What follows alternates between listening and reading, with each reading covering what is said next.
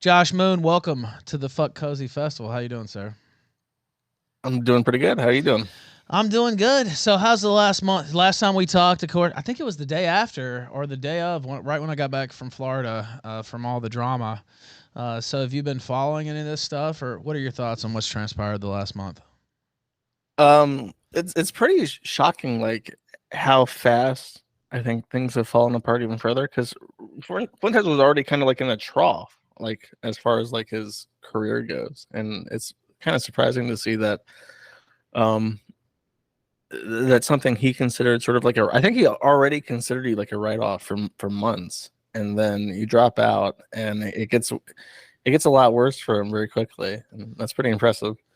Well, yeah, and I think that me dropping out and then some of his other people going against him kind of opened the floodgates a little bit. He's still around, but he's been catching a lot of heat from all corners and people really digging in on him. I don't really see it getting any better. Do you see him being able to, his play now is to, I guess, try to mainstream himself or get on these shows like Fresh and Fit and Valuetainment and all that.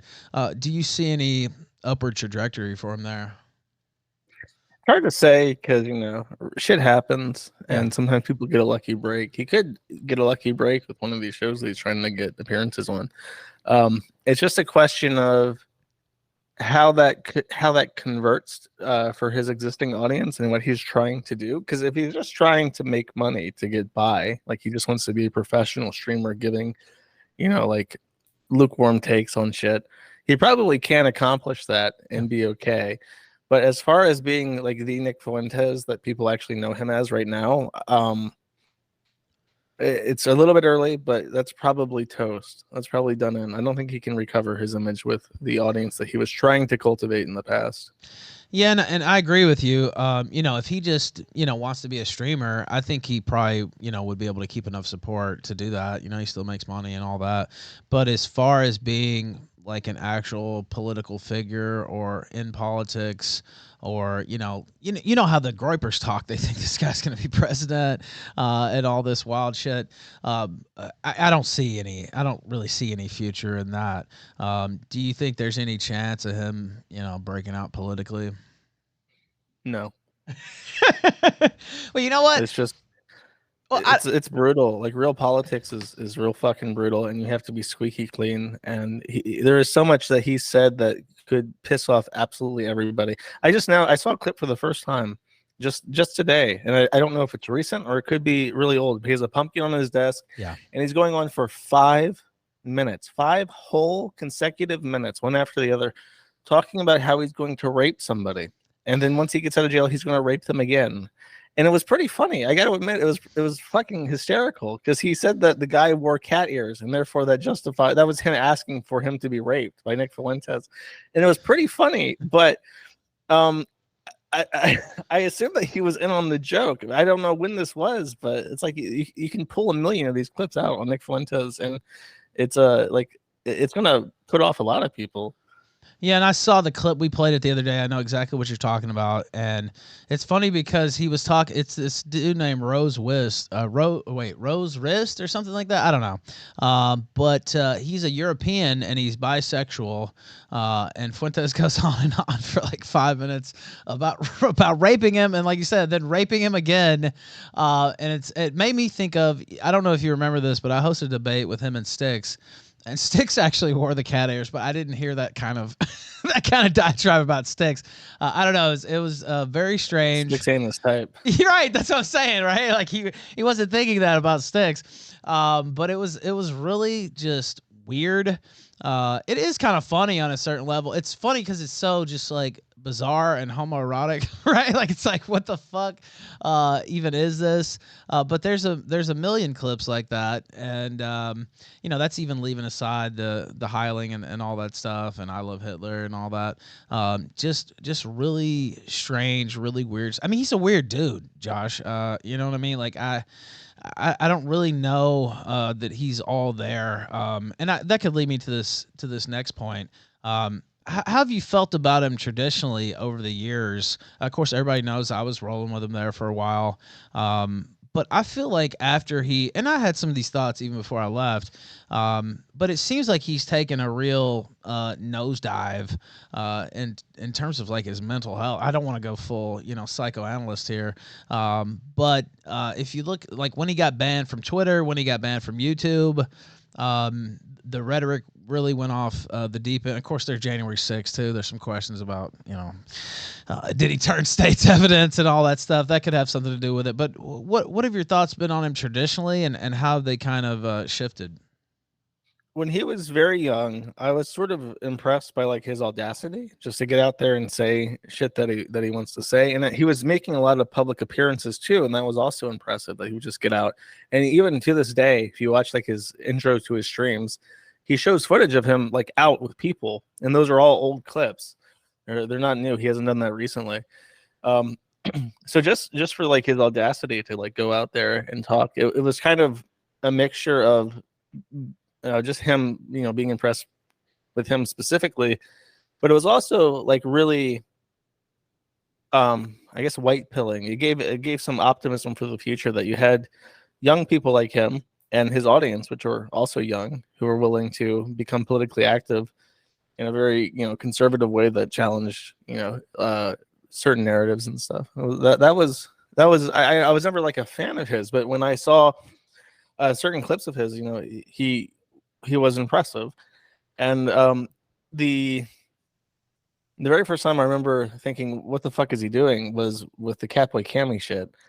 And that, that derailed a lot of like his traction and stuff. But if it was just that, it would probably be like one faux pas. But he continually does stupid shit that makes you wonder what the fuck he's doing. And then I think everything really fell apart after January 6th, because not only did he not really accomplish anything, but he abandoned a lot of his own audience. I've gotten emails from people who have served time in federal prison who are registered felons now because they attended Nick Fuentes' rally and did what he asked them to do, while Nick Fuentes himself fucked off and disappeared. So for that reason, I have an incredible contempt for Nick Fuentes. And then everything he's done since January 6th has been pitiful. He just does his streams. He doesn't leave his fucking house. He doesn't do anything of note. His rallies are unprofessional, is generous. The last rally he didn't have audio for 10 minutes. And then I genuinely believe that even though he had a mic with like a proper cord and everything, that they were recording off the microphone audio on like the laptop on the tech cart that was in the audience. It was just embarrassing. So yeah, like his entire shit has fallen apart. I really don't think that he knows what he wants anymore. And I think that his main fault is that he sort of resents his audience. I think that he after the Catboy Cammy stuff, he started to be angry towards people that should be like his natural allies. Because like I'm eating shit for the Catboy Cammy stuff, and people should be respecting me for my political takes, my conservatism. And he's always allowed that sort of resentment to build up, and now he has no interest in catering to that audience anymore. It hasn't gotten him what he wants. He doesn't see a future with it. He's not making money with it.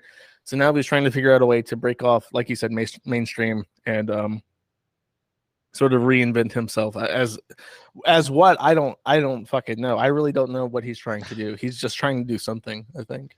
Yeah, and I agree. And you hit on something. Of course, you hit on a few things. I'm going to circle back around to those eventually. But it's clear, and I've said this on the show many times over the last month, but it's clear that he kind of hates his job, right?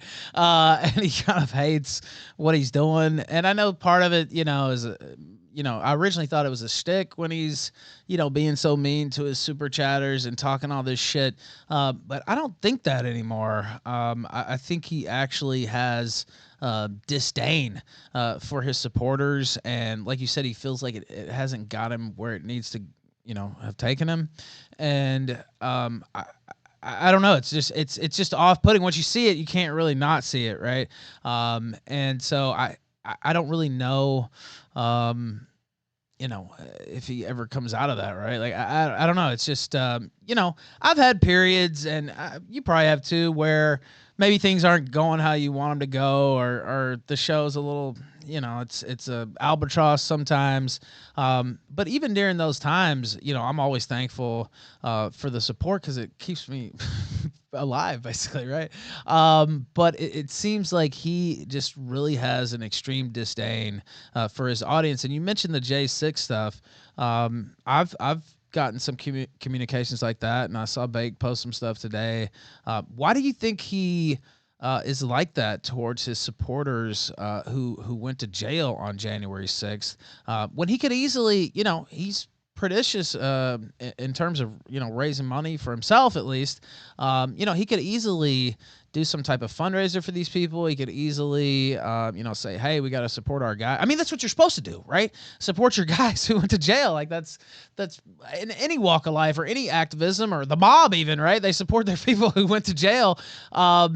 Speculation maybe because he's fed or scared to be associated with that. Yeah. What do you think the reason is there? He doesn't have to explicitly be like an informant that's like barred by some contract with the government to not interfere with like the trial processes for all the people who are being convicted. He could just be genuinely afraid to further meddle in that because he already feels like the sort of Damocles is hanging over him, so he doesn't want to further entrench himself in the January 6th stuff. He wants to get out of it like as unscathed as possible. That's what I feel. The alternative is also a great, I would say it's like 50-50 in terms of either he is afraid to do it or he just doesn't care. He doesn't feel any obligation to do it, and he doesn't really give a fuck about what's happened to people who are in jail because of him. It's kind of like he probably feels that way about that Trump quote about what he said about McCain. Someone asked him about McCain, his time in the military and his POW status, and Trump said, "I like winners. I don't like losers." And it probably feels that way. I like winners. I don't need losers in jail being my supporters. Yeah, I think, and I knew exactly what quote you're about to bring up too. I don't know. It's just really bizarre, and I think it could be fed, or it could just be fear, but it could also be he just doesn't care about anybody else. And I've kind of seen that streak in him. Like I said, even before I left Cozy, even before all this stuff blew up. The Alex Jones interview, the Ali Alexander stuff, the war on the age of consent, which is just bizarre. And, when Vouch did it, everybody was calling him a pedo. And, for good reason, right? Like, that's just a very weird. There's no great movement in the United States for lowering the age of consent, right? Like, this is just a bizarre talking point and sick, really. I think he has a real streak of just not caring about what his commentary does to those around him. And even before, I had the personal issues with him, and then, we, went into a lot of other stuff that ended up coming out. I had a thought in my head, and it's like, this guy just really doesn't care how his actions affects his allies at all. No, yeah, that's probably a safe bet. As far as like the age of consent, I have a weird feeling that he just really hates women, like as a general like contempt, because he has a sister and his mother, and he never talks about either of them. I just feel like he really just hates women. He could be gay because he could be like in a weird asexualness just because he hates women so much he doesn't want to be around them. It does shine through. Go ahead if you're going to say something else. No, there wasn't more to that. It's just I really think that his whole thing about age of consent is that he sees sex as purely transactional. He has that motivation to like have a family because that's what you're supposed to do, to have kids because that's what a leader does. Like, a great leader is like Genghis Khan and has a bunch of kids, so he sees himself as like needing to do that, but it's like purely a facetious thing that he wants to do for appearance, if he even does, for appearances. But as far as like, I also have a feeling that he has like an obsession with purity because if he's or bulimic and he has like an eating disorder. There are guys who have like OCD who are like super obsessed with cleanliness. And I don't know if he's one of those hand sanitizer types that washes his hands continuously. I have a feeling that he is. I could be wrong. But he could just be like, I want someone who's like super, super young, because then I know that she's like clean, and that's something that he's probably concerned with. And that's just how he comes across. He comes across as like a very neat OCD, hand wringing gay. Now, I talked about the age of consent thing, and you hit on a little bit there too. Um, what do you think about the snowflake gang, or as they've been dubbed, because they put snowflakes next to their name on Twitter? I think you did a thread on it on QE Farms. What are your thoughts? When I first I was still on Cozy, and I heard him saying that stuff about the 16-year-old bride, and I remember going out there and being like, oh, he's joking, like he's kidding, and then there was commentary after that where it's clear like that wasn't really a joke, right? Like it wasn't really a joke, and it was almost a signal to his base. I've come to think, right? And you see these Groypers repeating his talking points, and then the basically openly pedophilic ones, posting all this weird shit and talking about they want child sex and all this stuff.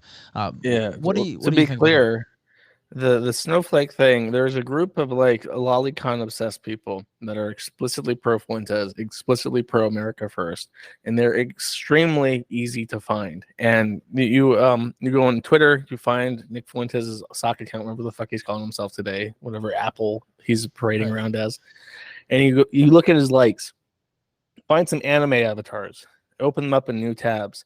You will almost always like see just lolicon shit and tweets about wanting to fuck 12-year-olds, and it's just explicit on the nose, like these are pedophiles, and they're also Nick Fuentes's greatest fans. And I could believe, for something I'd like to mention later on, I could believe that it is like a concerted effort to demonize Nick Fuentes by like maligning him, because you can't control your fans on Twitter. So if he has a bunch of people who are just pretending to be his biggest fan and then act as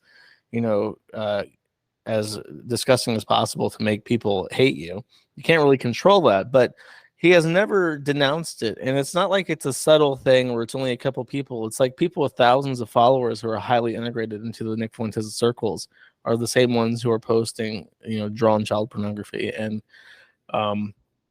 talking about fucking kids. And it's just he could easily just say like, don't do that. I don't want these. I don't want to be associated with you. And he doesn't. And then his actual fans would stop following them, and then you wouldn't be able to easily, he could block them so that they don't show up on the likes of his fucking tweets. But it's trivial to find lolicon accounts by looking around Nick Fuentes' engagement. Yeah, it's not hard to find at all. And I'm ashamed to say I didn't really realize. Of course, I know about the Ali Alexander stuff and all that, but I didn't. And some people don't believe me when I say this, but I was kind of adjacent to America First, but I was never like in. You know what I mean? Like I was in a couple of the groups, but I would rarely talk, and I didn't really. Investigate or get to know a lot of people besides like some of his, top guys and some of the other streamers and stuff. So I didn't really realize that all this stuff, like you said, it's just out in the open and it's not hidden at all. And you, like you also said, he could easily denounce this stuff. When he was having his optics war years ago, he denounced Wignats and he denounced, Sonnenrads and all this stuff. And we don't want that around and it's a bad look. And he could easily say that about the lolicon posters, about these pedophiles, but yet he doesn't. And I don't know if that's because he's sympathetic to their position or he doesn't want to lose them or what, but he could do that at any time and he just doesn't do it. Well, I mean, he still keeps Ali Jamal around, right? Well, Ali Jamal, Lolly Jamal is what that's one of his nicknames. I thought he was into boys, not. Yeah, well, I don't know. You talking about Ali Alexander? Oh, sorry. Yeah. Well, it's easy to mix the two up. Yeah, it's so weird how many like brown Muslim men are like in America First named Ali. It's like I don't know if you ever played RuneScape, but there's like a town that's near the starting region, and the joke is that every single person there is named Ali. And it's like that's the fucking America First compound is in this little Arab town in RuneScape because fucking everybody is a Muslim carrying a named Ali. It's really strange, but he does keep Ollie Alexander around. Now he's made a couple of nominal distancing statements or whatever. But Ollie Alexander's in his ear every day. I talked about this a couple times on the show. I don't remember if I talked about it when we talked. But literally the first person, I'm not kidding, by the way, and I'm not making this up. The first person who contacted me after the Florida fire there was Ollie Alexander. And he messaged me, and I hadn't talked to him in many months, probably like February or March, even before all the scandal broke with him. And he's like, "Oh man, I hope you guys can patch it up, and you should think about this or that." In my mind, there's just no way he would have done that if he's not still in very close contact with Nick Fuentes. No, there's no Right. chance. It's just too coincidental, and I hadn't talked to him since. What do you think about the Ali Alexander stuff in general? I think that's kind of an albatross that's not really gonna go away with him. I mean, he fucking knew, and everyone knows it. And the crazy thing is that he denies that he knew, Right. and then at the same time he's still around. So if he didn't know then, he knows now, and it doesn't matter. So why why should anyone believe him when he says that he didn't know back then? He obviously doesn't care. Right. Yeah, I've said it multiple times. I really feel like the perspective of Nick Fuentes is that he wants to be successful and politically important, and if a few little boys get raped in the process, that's a sacrifice he's willing to make. He couldn't give less of a fuck. Well, Josh, he basically said that. There's a quote from him, and I think it's from DMs or text or something, where he goes, "Oh, well, you try to build something, and you have to work with people like this, and sometimes this kind of thing happens, and Yeah. it's just like, that's not the Hey, response." Yeah, go ahead. if you want to build a sandcastle, sometimes you got to do it on Epstein Island. I don't know. It's really weird. And Alexander, I won't spend too much time on that, but he's still doing things like promoting Cozy. And there's a guy on there named UX. He was promoting his like clothing line or whatever. So he's clearly still deeply involved. If I was Fuentes, I would try to get him to shut the fuck up. But honestly, there's no telling what he has on Nick too. So that could be part of it as well. That Nick's in so deep with Ali Alexander, he really can't. Even if he wanted to, which I don't think he does, but even if he wanted to, this guy's probably got reams and reams of dirt on him going all the way back to Stop the Steal and before. Yeah, it's like that with Milo. It's like, imagine, like, I know you like Milo, but like there's no way I would trust Milo with it. With anything, because you just know instinctively that everything that you say to him is not only like stored somewhere on a computer. He has the perfect photographic memory of everything that happens. He knows exactly how to pull it up when necessary. Well, he literally, and yeah, I do have a soft spot for Milo. We go way back. Of course, we fought plenty of times too. But yeah, I do have a soft spot for him, going all the way back to those Gamergate days. But he literally came on my show and held up a hard drive in one of the more well-known moments from the show and said, "This has got dirt on everybody I've ever talked to in the history of my public life." And I'm about to start releasing some of it. Right. And so I don't know, the Milo thing, I wasn't going to hit on it, but I'm glad you brought it up because Nick worked very closely with him for like 3 years. And I mean like daily communication, and some of those have been leaked, where he's like getting tips from him on presentation, on content, et cetera, et cetera. And that was fine. Milo brought him into the Yay campaign, and then of course Fuentes made a really bad mistake in terms of turning on Milo. Not a very smart idea. But all of a sudden now Milo, according to Nick, is this Jewish pedophile, and he's dirty and he can't be trusted and da da da da. But he was none of those things when you were working with him every day for 3 years. So to me, that talking point, if you say something like that, it'd be different, right? But with him, it's just completely cover your ass type shit. Yeah, like the pictures of Milo and Laura Loomer like bathing in blood and shit. Like that's like he was dating I think he was married to a black man, like in Gamergate days. It's like these are things that have been around for literally a decade at this point, and you were fine with it when it benefited you in some roundabout way, but now that he's not benefiting you, that's suddenly a problem. It's I know it's one thing to be like Machiavellian and to have like a whatever works kind of approach to things, which sometimes you have to have. If you're beset by adversity, you have to any port in a storm, right? You have to make do with what you have. But it's another to just be completely hypocritical constantly, and he doesn't pull that off. I don't think.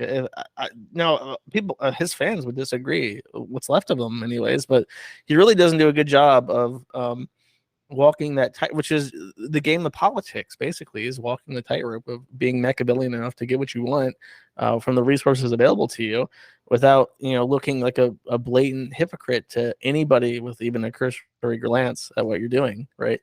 And his fans like either just don't have any kind of politics and just like him, or they're so blindsided by all this bullshit that they're just like in that QAnon mentality of trust the plan. Yeah. It's gonna come to fruition one day. It's a 20-year plan. You can't rush it. It's like I don't think it is. Well, he jacked the QAnon trust the plan slogan and adopted it for himself, right? They use that all the time. And politicians, of course, politicians lie. We all know that. But they usually lie with skill, right? Or they fudge it a little bit, or it's softened, right? Or it goes across a little bit better. Versus him, he's very good at just lying, right? Just off the top of his head, or making up these lies to cover his stories or cover his trail. But it's very easy to pick out the contradictions, right? Like it's just like a complete falsehood, and you pull up another statement, and it just very easily outs him. And the top politicians, the top political operatives, are able to more believably lie, if you know what I mean, right? Yeah, it's literally a better class of criminal is the issue that he faces if he tries to run for office. That's right. And he's an internet person, so he's surrounded by people from all over the country, literally all over the world. So you take his audience and you divide it up across the entire planet. Very few people. What city is he in? He's like in Chicago. Florida now, isn't he? Well, he's talking about moving to Florida. Yeah, he's I think he's going to, but he's in Chicago still, I think. Well, good luck trying to do anything in Chicago. But you move to Florida, and you have to be really careful because I'm from Florida, so right. The South is very very Hispanic, which is not going to be conductive to his anti-immigration policies. You go up north to the Panhandle, and they're very, very religious up there, but Florida is pretty anti-racist, especially the religious folks up there, because religious organizations don't really see race. Everybody can be saved, right? So his racism takes don't fly with the people where in Pensacola the women can't wear pants, the ones that are very religious, so they wear jean skirts. So the women in jean skirts are not going to look favorably on Nick, especially with his blatant hatred of women. So he loses half the vote basically right out the gate. It's like I don't know. I think that it is purely a financial grift at this point. I think that he knows that it's fucked, and he's going to move to a slightly better climate where he doesn't have to worry about the state government as much, and maybe not the federal as much, because the state doesn't cooperate.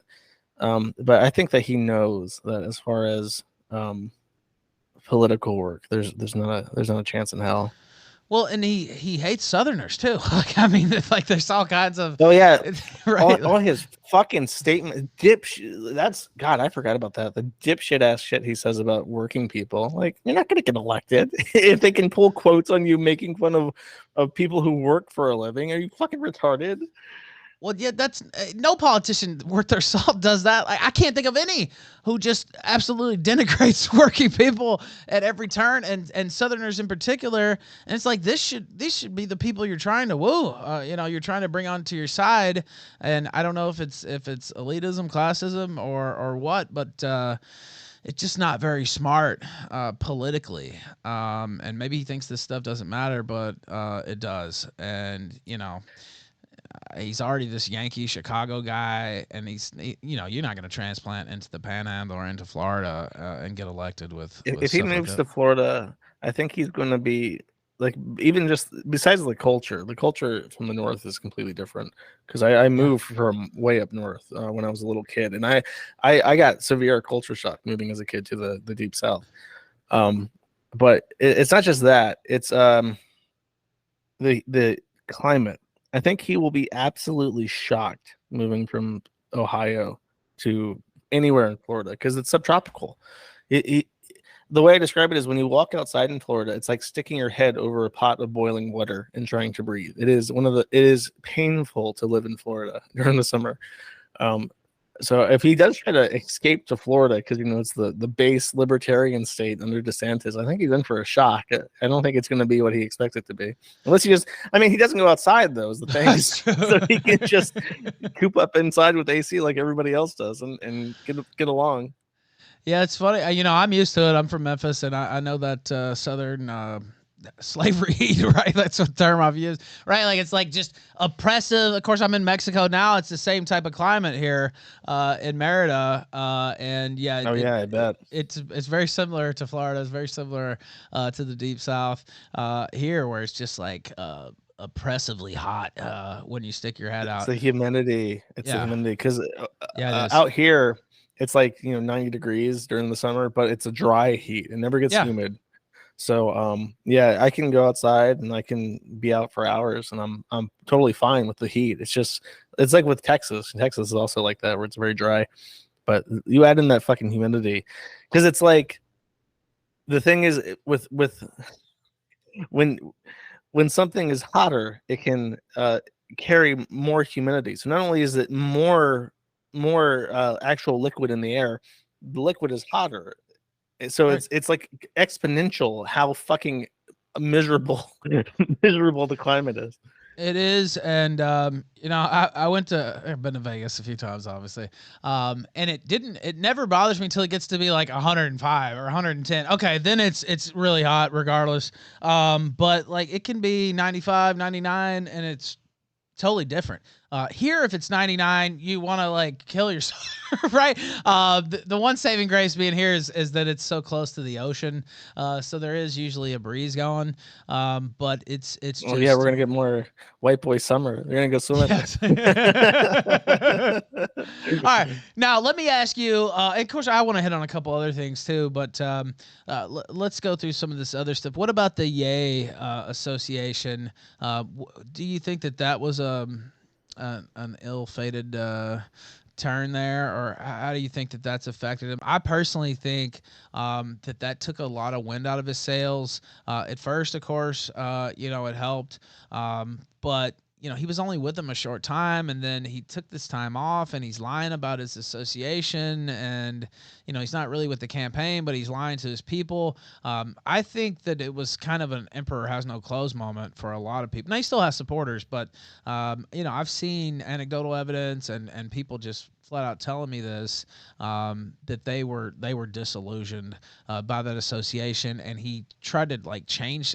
There's a clip where he's just like, oh, we can't be anti-immigration anymore and this and that. Of course he tries to whitewash all that, but he was ready to just change it all or change whatever he needed to be this Yay spokesman. What do you think about that whole thing?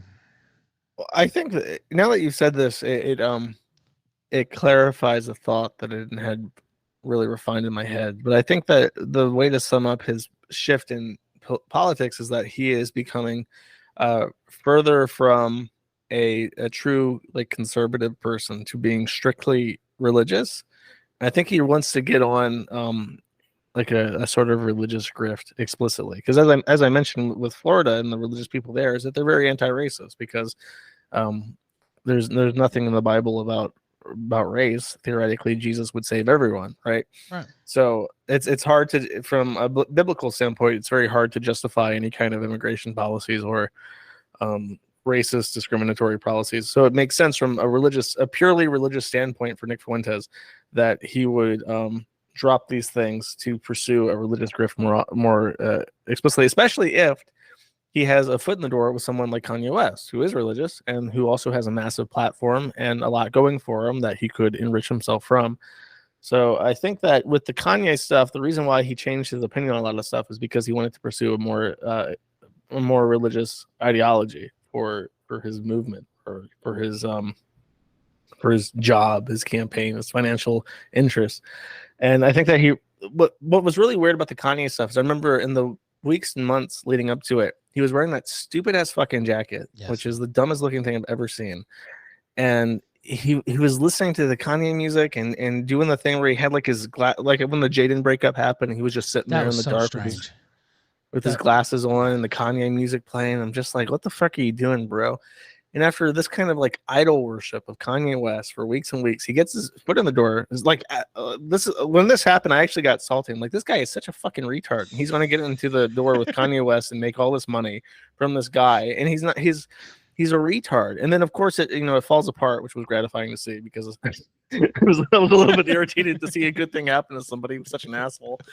And I think from that it did. I think that it's sort of like he really, really wanted this thing. He wanted to be in with Kanye so bad. He dressed up like a parody of him and worshipped him for weeks. And then he got it. He was on Alex Jones with Kanye West. He was flying around with Kanye West all over the country. And then he lost it. He got outmaneuvered by fucking Milo Yiannopoulos and he lost it. It's like that would be so crushing to anybody. Well, yeah, and the whole Jaden thing, that was, if you go back and look at some of that stuff, and I want to hit on the coat too, but if you go back and look at some of that stuff, there were some really bizarre reactions around that. Where to me, it's clear he had, some type of homosexual feelings toward Jaden, honestly. And there's clips with the dumper wars and all this stuff. If you go back and watch that, Jaden's like clearly uncomfortable with what this guy's saying, and he's trying to brush it off, and he throws a few barbs back at him. But Nick is basically like sexually harassing him. And then when the breakup happened, he does that really weird stream where he's just sitting there in silence with the big shades. Not that I'm against the big shades, but he's got the big coat on and he's just sitting there. That was bizarre. But there's other comments where he's like, "Yeah, I would forgive Jaden, and if only he did this, and I still love him." And like I don't know, just it would be like, you broke up with your girlfriend or your wife, for example, right? Like it's like just very strange, his behavior in that period. And it might be worth me going back and pulling some of the stuff now that I think about it, but it was just really bizarre. Yeah, that could be true. I'll give him the benefit of the doubt with Jaden and say that if that was like his real friend and they were friends for a long time from the beginning, and that was just like the one guy he felt he could trust, and then he randomly got shit on by Jaden, I can imagine that he was probably a little bit fucked up over that, even if it was, completely whatever. Well, it wasn't random though. And he had kind of sent his people out. He does this often, where he doesn't actually want to get his hands dirty. So he has his minions go out there, or he signals in his group chats, and then, Beardson's attacking them, or the Sussy Squad, and all these people. So there was kind of like a Cold War as far as he was concerned, but he had his people attacking Jaden for months, and he's done that with others. He did that with Baked Alaska. It was happening with me, and Why was he doing that though? Well, I don't, I guess they had a bit of a falling out behind the scenes or whatever. And, rather than just come out and finally he did say something like that. But Oh, I remember. Jaden had a girlfriend and he was trying to move yeah, out or something. right. Well, yeah, it used to be that Jaden was this pussy hound and couldn't be trusted because he was obsessed with pussy. And then all of a sudden it became, Jaden tried to kiss me, which he never said until like a month ago on Leafy Stream. I'd never heard that before in my life. And to me, that's another one of those just fabrications that he made up. But he does this constantly where he sends out these, minions of his to attack people. He did it to Bake, did it to me. Now I'd seen it so many times that I was like, okay, I know how this is gonna go, and so I did my own thing. But it's like he's oddly enough, he came up as Nick the Knife and all this stuff, but it's like he's afraid of direct conflict with allies or people who were formerly allies, and so he sends out these people who are usually kind of inept, really. They just kind of rely on swarming tactics and mogging people on Twitter with tweet after tweet and stuff like that.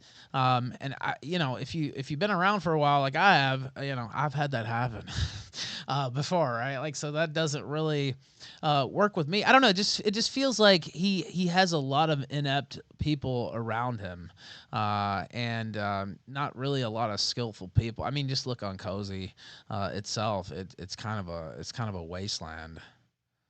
Yeah, well, I mean that was the big thing that happened when you left is that the continuous content on the platform. And I really underestimated how much Cozy would lose by not having you streaming as much as you did, because now there's like, if you go to Cozy and your one guy is not on, you don't really have much of an option in terms of what you want to see, because there's only a couple of people left. Especially after you left, a lot of other people also followed suit. So it's basically starved.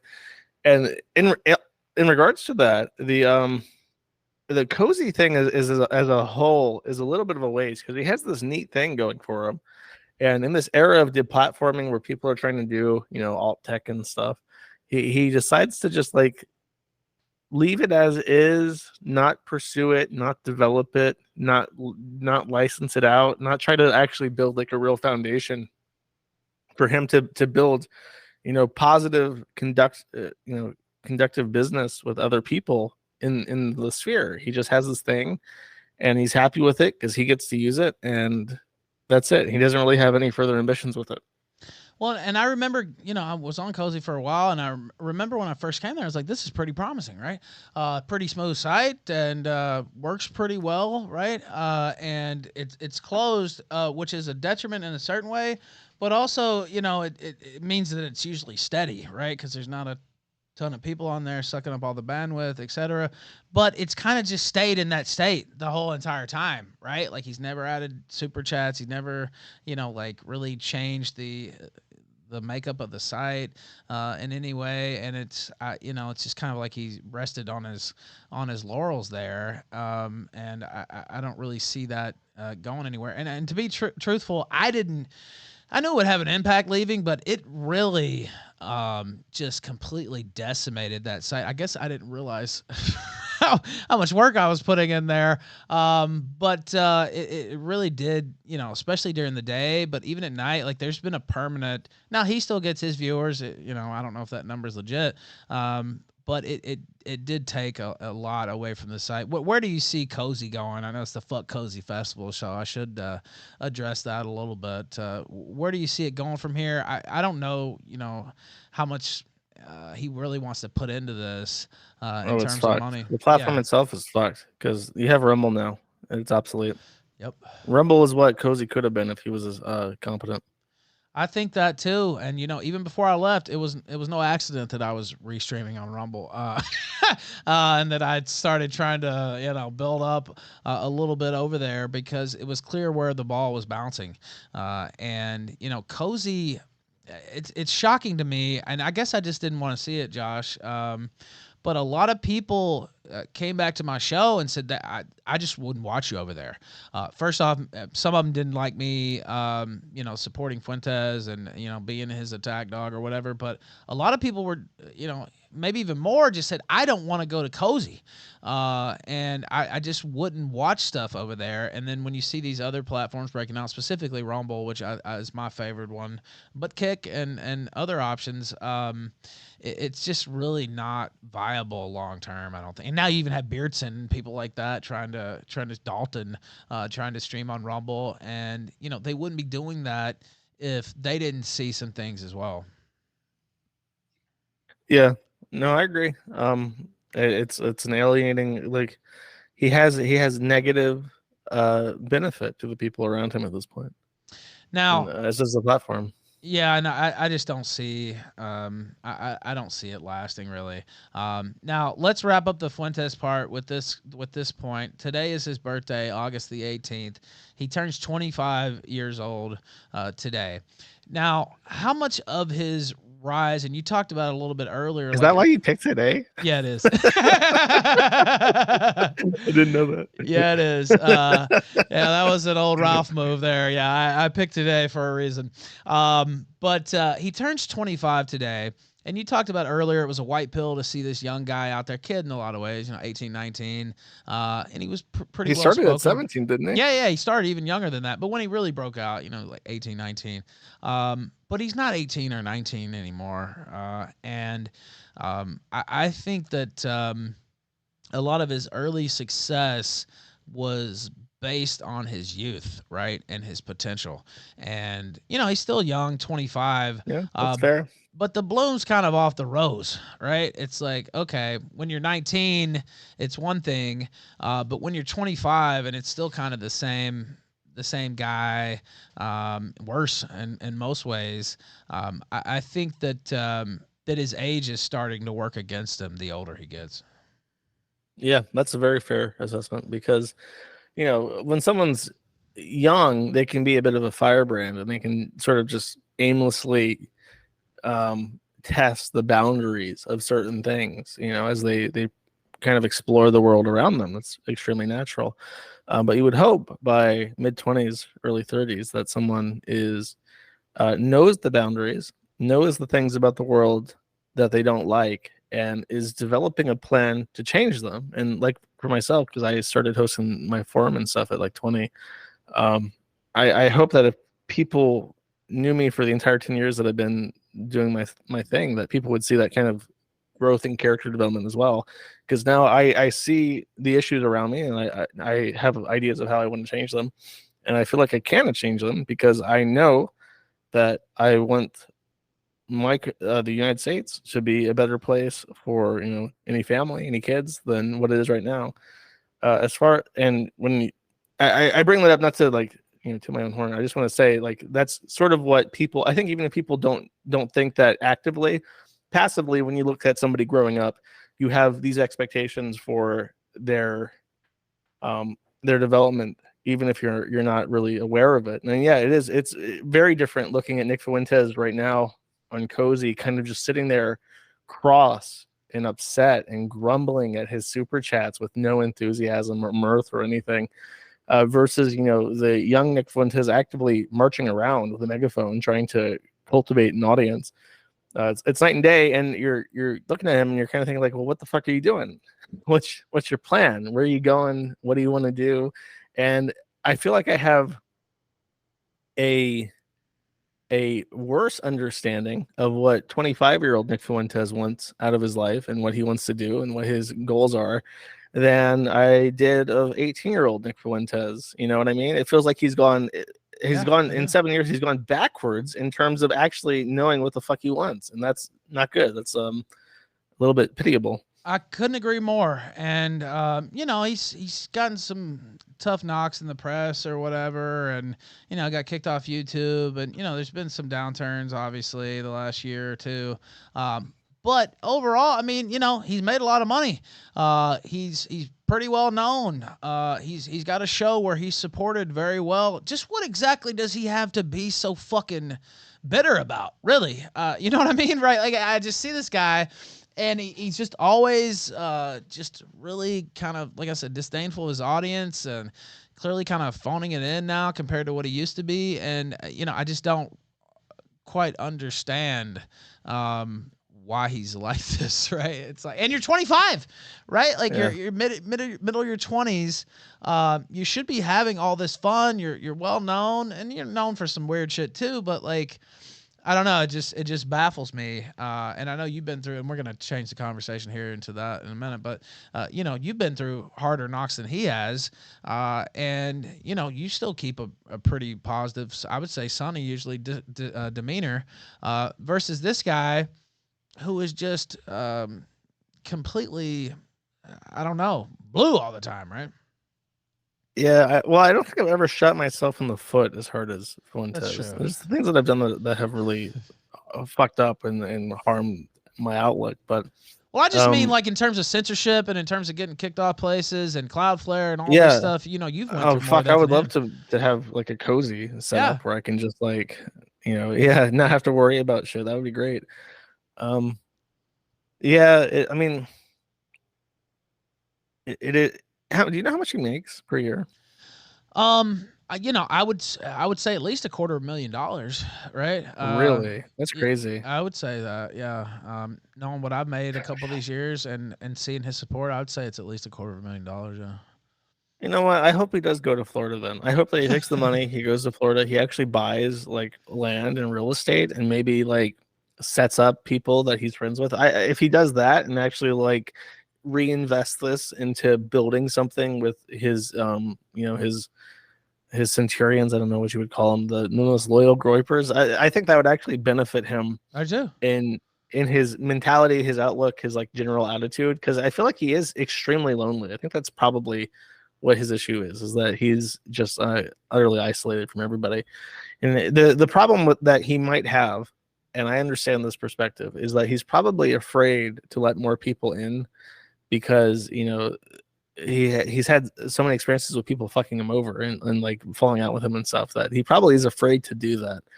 But yeah, if he is making that much, he needs to seriously actually reinvest that into his own life, because I have no idea. McDonald's and DoorDash, I know it's expensive in the US right now to eat, but it can't be that much.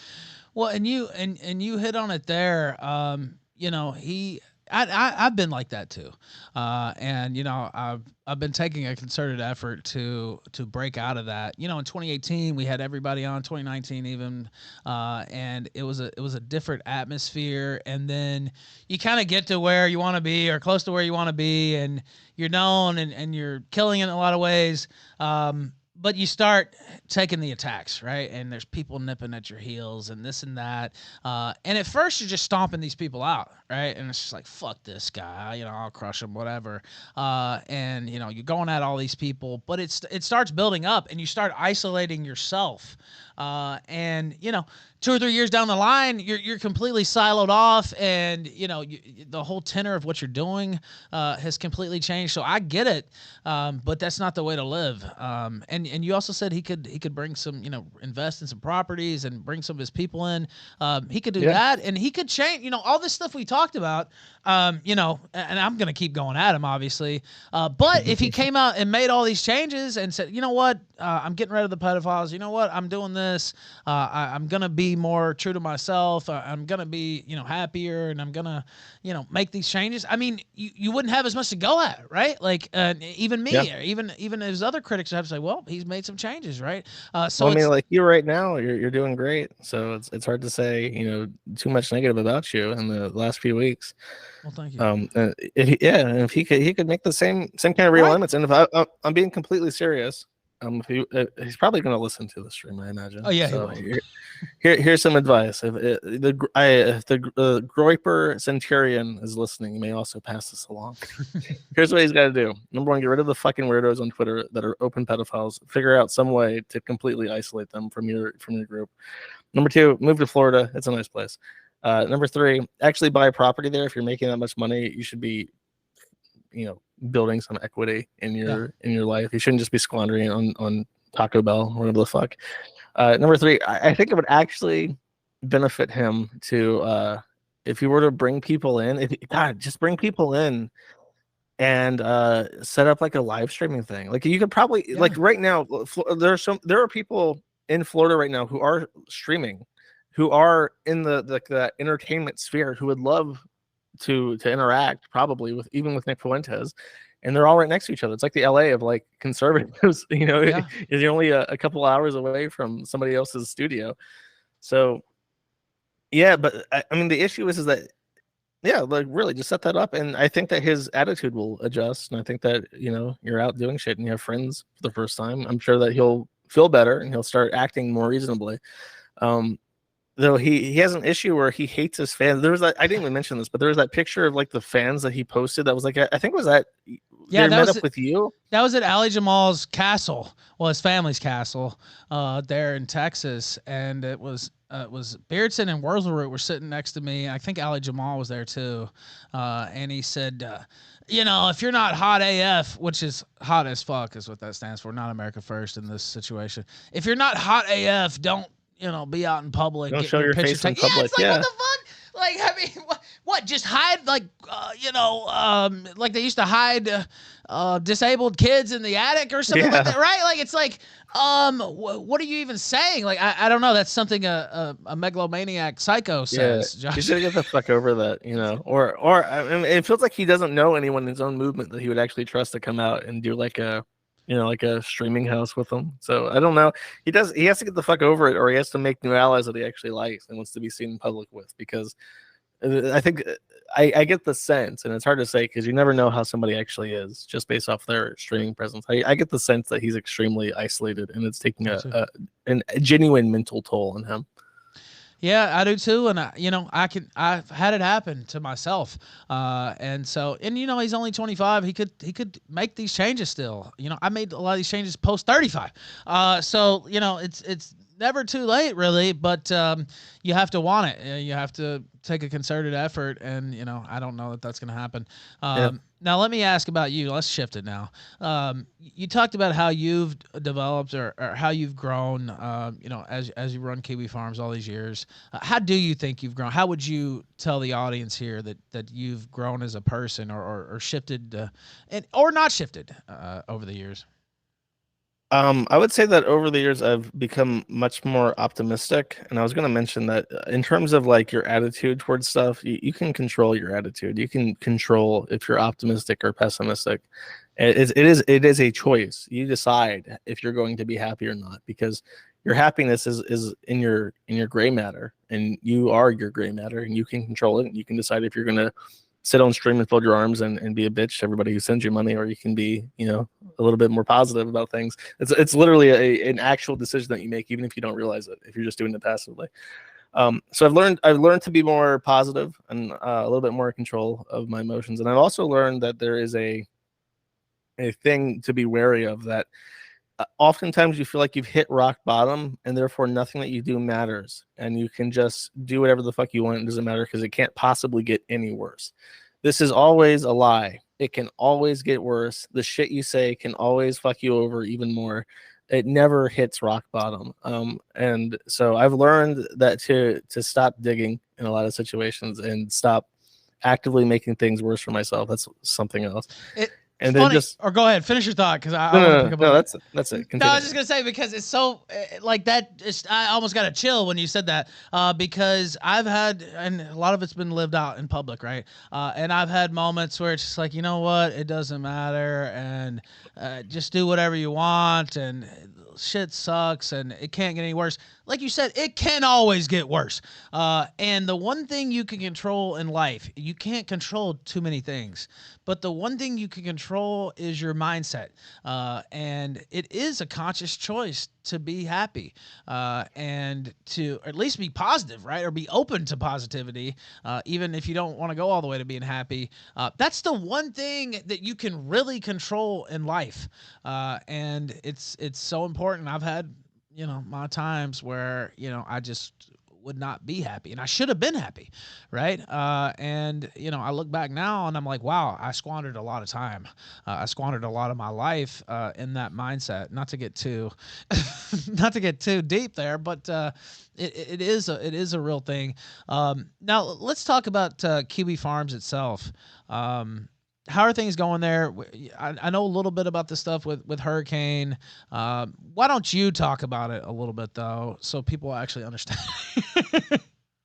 So I at some point I decided that it would be best if I opened my own ISP, which effectively means that I've been granted a AS number, which is just the number of my ISP, and two subnets. So you know what an IP address is that fits into Yeah. a subnet, which are allocated in blocks.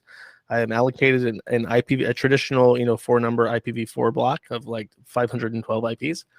And then I have an IPv6 block, which if you've never seen an IPv6 address, it's very long. That is because there are trillions and trillions and trillions and trillions and trillions of IPv6 addresses. I have a 32 of that. So I have something like quintillions of IPs that I can assign in IPv6. Now, I've been getting blocked by multiple ISPs at a high level, which is unprecedented. There have been issues where big networks will block some networks because there is abuse of traffic. Usually the main issue is abuse of traffic. You have a compromised device on that network, which is sending outbound connections to other servers to try and exploit them, either trying to do automated hacking or through known exploits, or spam mail is another one. Stuff like that, that's pretty common. As far as there's a website and it's offensive, and therefore we are going to block this IP address from our network, that's much rarer, especially at the very high levels. So what has happened is as I've kind of tried to find ways around this, I've made a lot of friends in the industry, and they help me out every so often.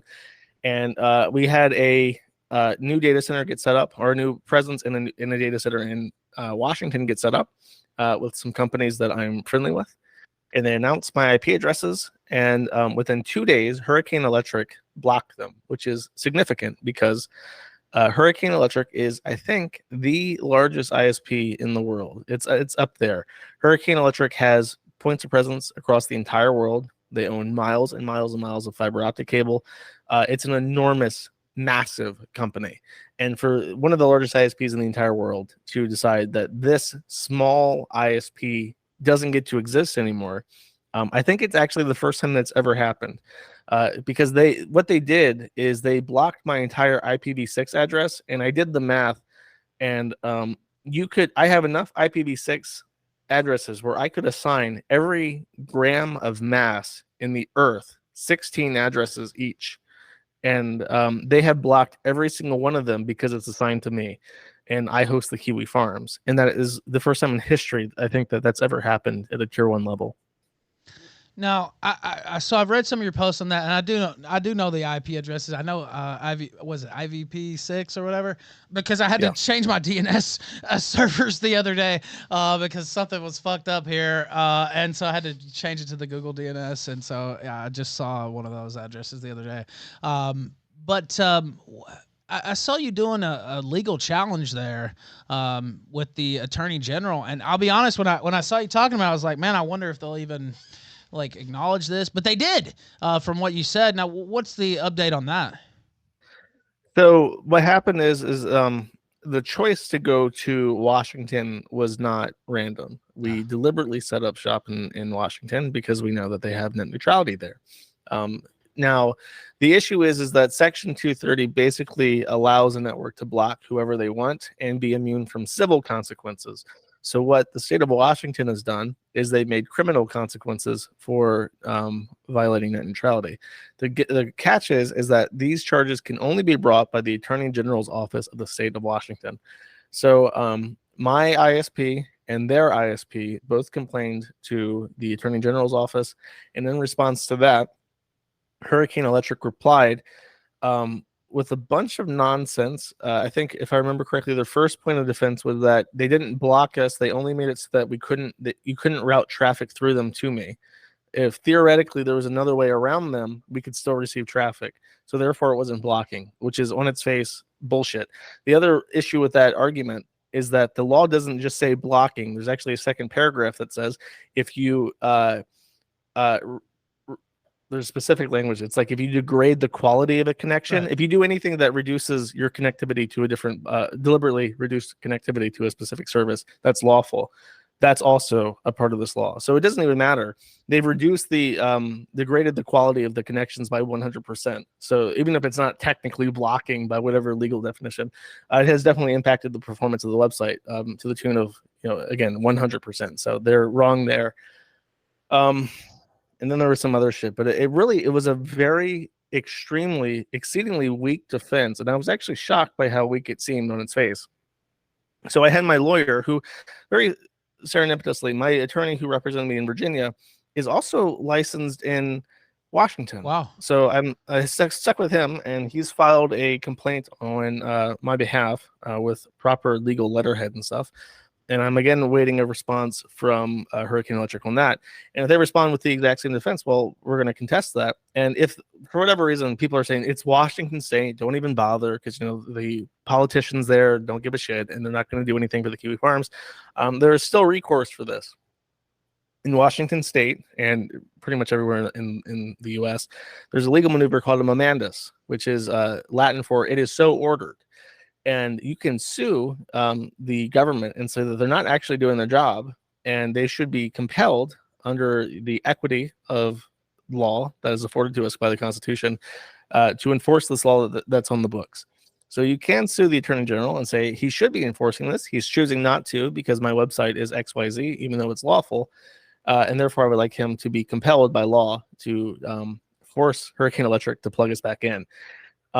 And there are some questions about that, but chances are, if it does get to that point, I have a feeling that Hurricane Electric, which is very risk adverse and very lawsuit adverse, will just say fuck it and put us back online. And if not, I will continue to just fuck around. I will continue to fuck around forever and ever trying to put the site back up, because there's literally 1,000,001 options to do so. And the funny thing is that nothing that I'm doing is like fraudulent. It's not a civil act that I'm causing them damages. It's not a criminal act to fuck around with my networking to find new hosts and stuff. I can do it literally, and my site's not illegal in any way. So I can literally do this forever and ever and ever, and I will continue to until either I find some magic way, a magic bullet to this problem, or the laws will change and the environment will change, and it's not a problem anymore. Things are just over. I'm over the deplatforming era, and the site's still up. So either which way, it's going to happen. Yeah, and I want to say this. First off, I want to apologize to you and to people who are watching, because people know the history between us. I think we were cool for a while. We had a falling out, and then all this stuff. And I take responsibility for most of that. In terms of not just being mad at you or whatever, not liking this guy for a certain amount of time, but I actually threw in with some really bad people, and they, just because they were going against you, right? I'm talking about Keffels and Dong Gong and all these weirdos. Now, I didn't really like talk to them personally, but I was like cheering that on, even though I knew in my heart that actually, and I even saw you say it and people on your site. It's like, what is Ralph doing? Like, this is something that's gonna kill him off eventually if these type of tactics succeed.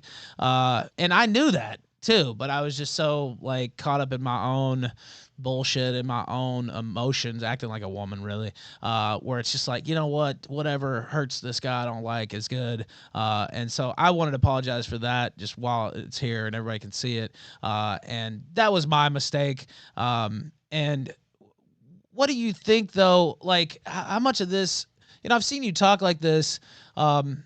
I mean, you're kind of doing an important thing just in general for the overall health of the internet and freedom of speech and expression on the internet. Do you feel that way? And it's impressive, really. And even when we were beefing, I remember coming out and saying a couple of times, well, you know what? If he gets the site back up now, I'm gonna have to tip my cap. Like, it looks like it's over. Like, I can't believe, like, how is this guy doing it? Honestly, and I feel like a lot of people have looked at what you've been able to accomplish almost just in astonishment, right? Because you've had a lot of firepower aimed at you. Yeah, I mean, it seems intimidating, but I like to say that really all you have to tell these people is no, I'm not going to do that. No, I don't give a fuck about what you say. I know I'm in the right. I know that I'm legal in what I'm doing, and I don't care. And I don't know, just know. And the worst they can do is, they can try to get you fired. They can try to take away your shit and stuff. They go after everything they can. But I don't know. I'm not intimidated by any of that. And I really feel it's just a matter of time. I do appreciate the kind words and the apology. However, I have to know, I have to ask, Sure. now that you're sober, has your opinion on Keffel's tranny rack changed? What did I say? Queen Keffels or whatever? That was a joke. Queen Kefals. That was a joke. Cal Falls or whatever their name is. I did say that. Now, I was joking about that, but I was kind of cheering it on. And so I was just going over the top. I was like Queen Falls or Queen Keffels or whatever. But no, I've never been sexually attracted to that person. But I will say they do have some gigantic titties, which is really weird. So yeah, I mean they do kind of stand out, but no, I've never pulled a Leafy or a Fuentes where I was like attracted to the trap there. But I was in it, I did some fucked up things and cheered that on, even though I knew that was fucked up. And I'd had you on the show. We talked about these sorts of things even back in the day.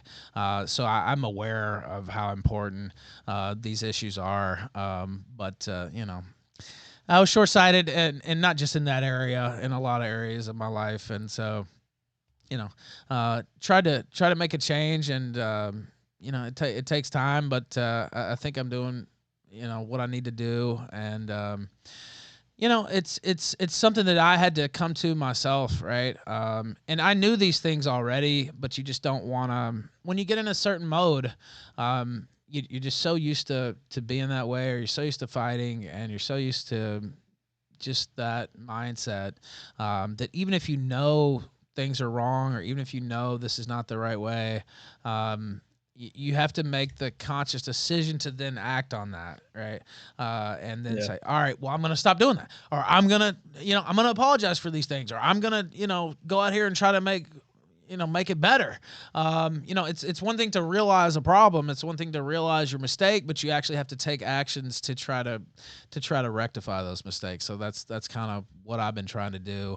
And I know some people don't believe me, or they think it's a scam or whatever, but it's generally not. And the only way you can convince people is to just, stay consistent and stay honest. And so that's why I said those things. And I've said those other things about other people too, where I was like, you know what, this was dumb, or this was, made up with a lot of people. And, a lot of that stuff, Josh, was just like super petty. And, it could start off the smallest of things. And, then you're in a 3-year war with somebody, right? Over something that really should have never happened, or should have never got there. And so that was my fault. And, I just tried to change course, and that's really all you can do. You can't really change what you did, and all those things you said are still out there, and those actions are still out there. But you just have to try to build a new catalog of actions and statements, etc. Yeah, it's important to, I feel, to have certain principles and to not cross them, because like for instance with Nick Fuentes, even though like Nick Fuentes has used his platform in a way that I don't necessarily approve of, I always try to keep the thought of like this person should be like deplatformed out of my head, because sometimes I know it would be really easy to fuck with somebody through, because I've been fucked with so much. I know what the weak points are on everything, and it's like it's sometimes it requires some restraint to be like, I'm not going to abuse that knowledge to accomplish something that I wouldn't want to happen to myself. You know what I mean? So it's definitely important to have principles and to exercise restraint, so that you don't do anything that you regret. I think that's true. And once you start bending those principles or breaking those principles, the first time you do it, it's one thing, but it gets easier and easier, like killing somebody. And I've not killed somebody, but that you hear that you get the taste of blood, or you get the taste of killing. Once you start bending and breaking those principles each time successively, it gets easier and easier. And we talked about Fuentes, and you see it there. But honestly, I live that too, where it's like, you know what, whatever it takes, and I don't care. And if we have to go dirty here, like whatever, just do it. Versus, I used to not be. I always played hardball, but like I used to have certain lines or certain things I would just not touch or not go there. But once you start getting on that path, it just gets easier and easier. And it takes a lot of work to get back once you get on that type of path. So yeah, I think that's absolutely true for sure. Yeah, that's part of that mentality of it can't get any worse. It doesn't matter anymore. Right. So Right. Well, yeah, it's exactly right, and that's a nice callback to earlier in the conversation, because it is like that, where you're just like, well, it can't get any worse, or whatever. I've already done this and that and the other. Why not do something else? There's already this dirt on my name. Whatever. Just put some more on there, and you think in your head, or you trick yourself into thinking, oh, well, it doesn't matter. Whatever. They're already saying all this stuff. Who cares? But it just keeps building your grave, like the dirt on your grave, higher and higher. Right. You're just continuing to dig. And so I decided to stop digging, and I'm trying to dig out, I guess you could say, instead of dig deeper. So that's kind of been what I've been doing the last month, and I'm happy that you came on here and talked to me, and set aside some time, and been very kind and generous. Generous Josh. I think I used that one time. Generous Josh, and I appreciate it. Now, what have we not talked about that you wanted to hit on, if there's anything here? just two things that I'm looking at right now that I'm it's kind of well, one's not new. The other is kind of revelation recently. The first is that I am paying attention to the lawsuit in Texas over their social media neutrality law, because that's sort of a net neutrality law that's going all the way up to the Supreme Court, I think. So I'm holding out some high hopes that Texas is going to be one of the first states that kind of reins in tech companies, because so much tech is moving to Austin right now. That's actually really important that they do so. And the other thing that's kind of a revelation I had recently that is scaring me is that in the last week there were two websites that went down, um, versus the Soy Jack Party, which was an anonymous image board that I think a lot of people might recognize just because it causes so much drama that they get their name out. That went down, and then there was a website called Anon Files. I've heard of that one. Anon Files, yeah, popular file sharing website because it doesn't require registration. That also went down, and they both went down for the same exact reason, that there was a persistent abuse of the platforms with child pornography, and the hosts were unable to do anything about it, and they gave up after months or years. In Anon Files' case, trying to deal with this problem, it never went away. And I'm really concerned because now that we look at the tech stack, and there's all these weak points with ISPs and stuff in regards to keeping content online.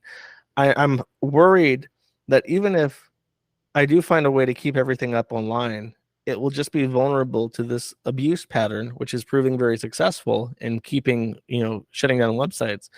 I feel like there is something happening, and there is an active, malicious, concerted effort to shut down alternative websites, anonymous websites especially, via child pornography.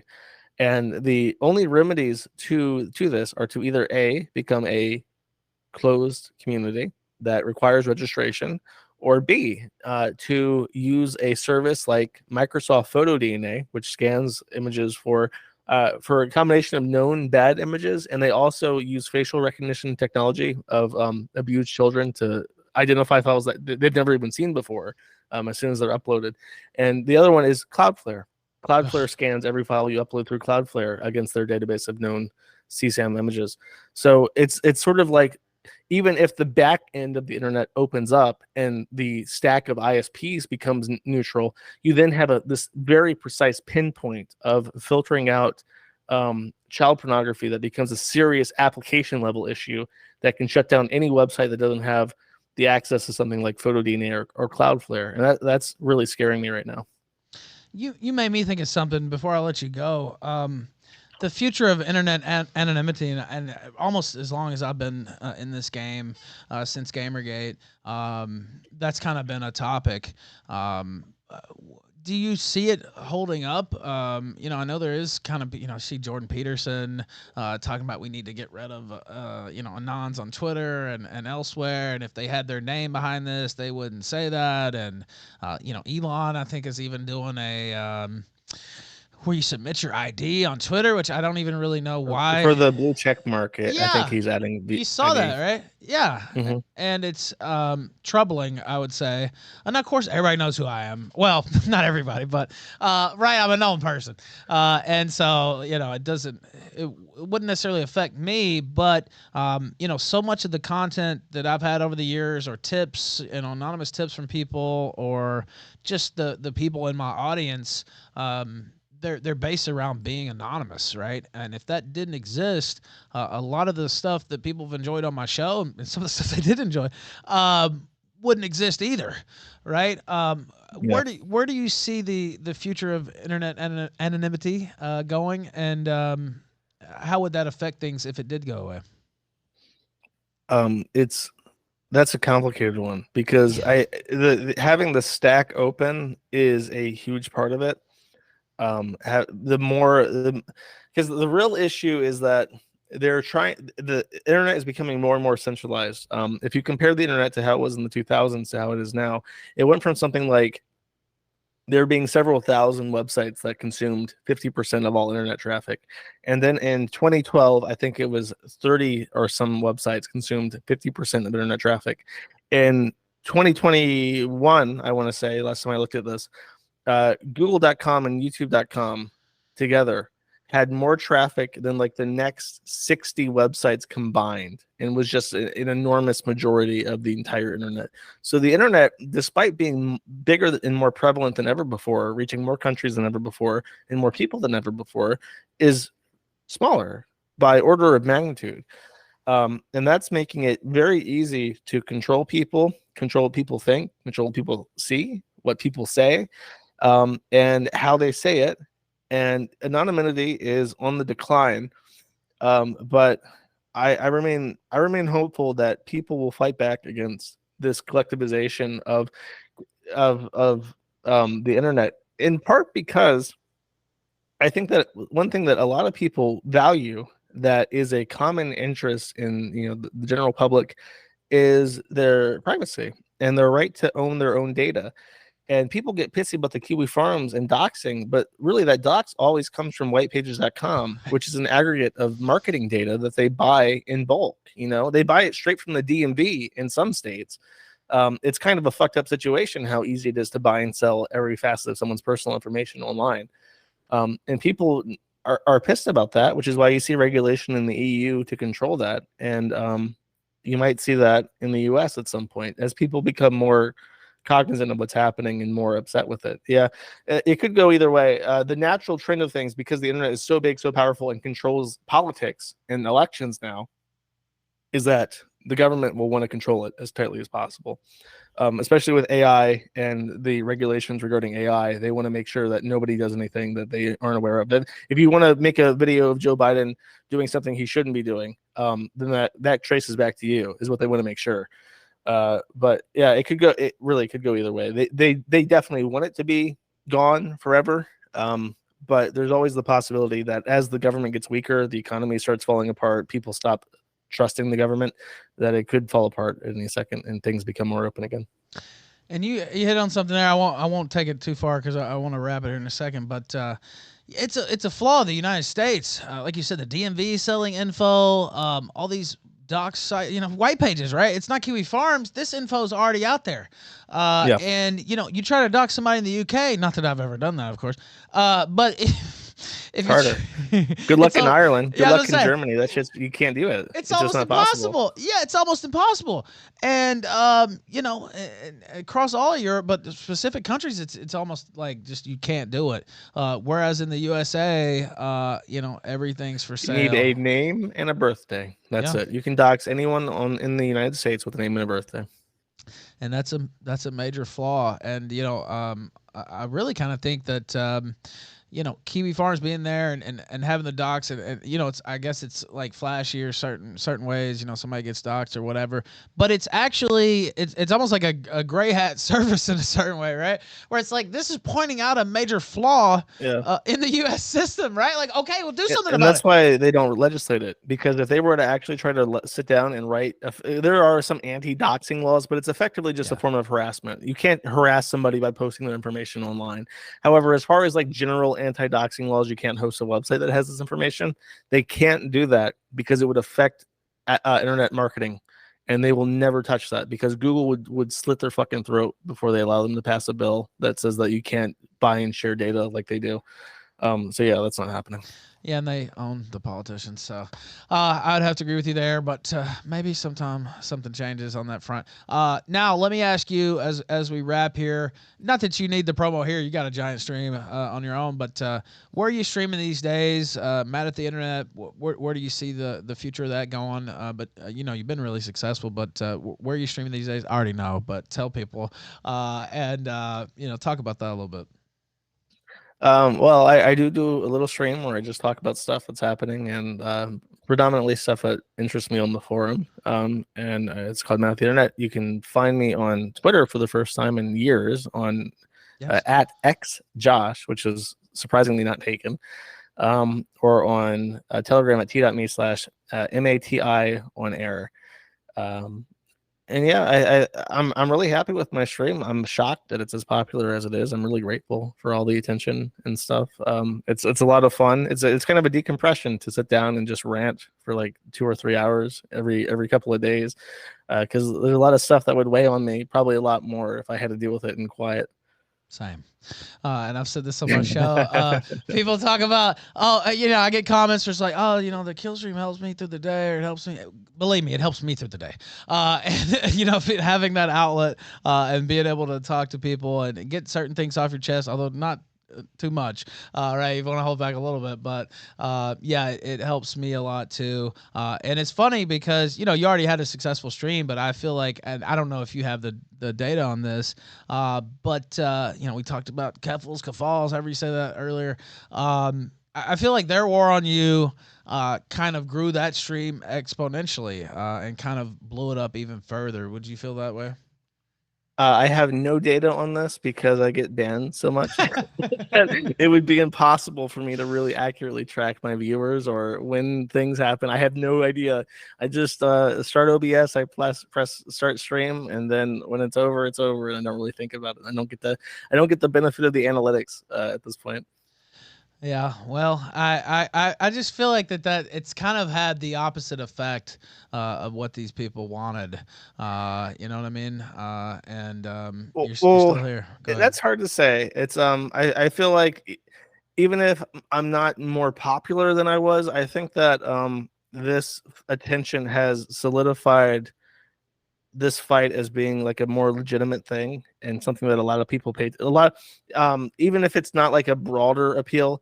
I know for a fact that a lot of very important people and a lot of very important organizations watch what's happening with Hurricane Electric very tightly, and they have opinions about it, and they're not developing in favor of, you know, cancellation and stuff, because the main issue that they have, and final word, but the main issue that they have is that there's never a chance of meeting these people halfway. There's never a part where they just sit down and say, this is the issue. This right here is the problem. If the site didn't do this, it would stay up with no complaints whatsoever. It never comes to that. The issue is that they don't like the people on it. They don't like what they have to say.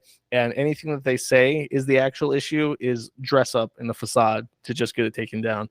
There is absolutely no meeting these gender ideologists or whatever the fuck halfway on anything. It's like a fight to the death. They want you fucking gone forever. Generous Josh Moon, the Kiwi Farms Kingpin. Thank you, sir, for taking time to stop by the Fuck Cozy Festival. Thank you.